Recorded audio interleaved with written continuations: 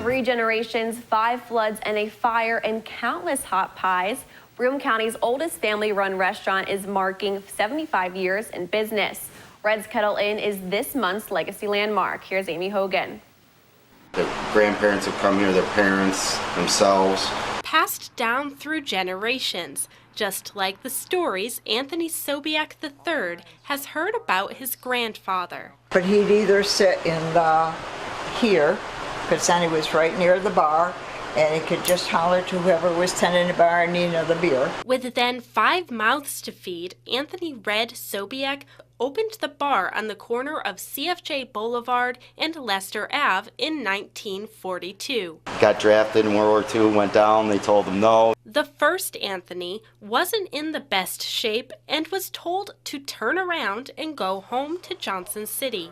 But he did what he could for the war effort. Everybody'd get a party, have a big send-off, it'd be crazy, it'd be packed. A proper send-off for the local boys.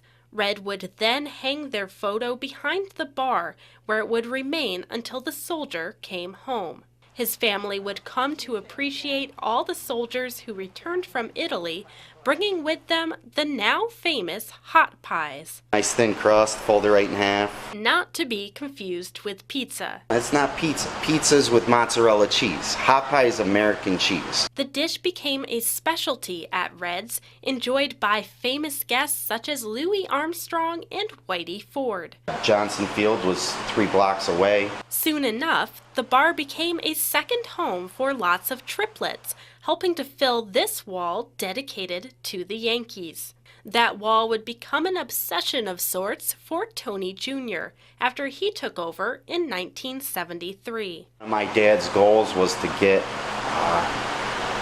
with all the Yankee memorabilia, the guys that actually made it all the way up to be a Yankee.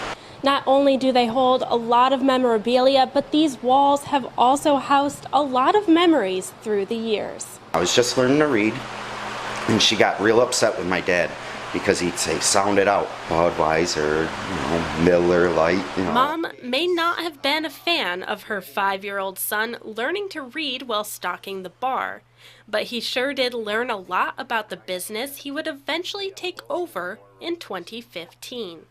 Today, each generation has left their mark. Hockey jerseys from Tony III, Tony Jr.'s Yankees wall, and behind the bar, 2 bottles of whiskey that Red sold for 35 cents during the war. And hot pies are still on the menu.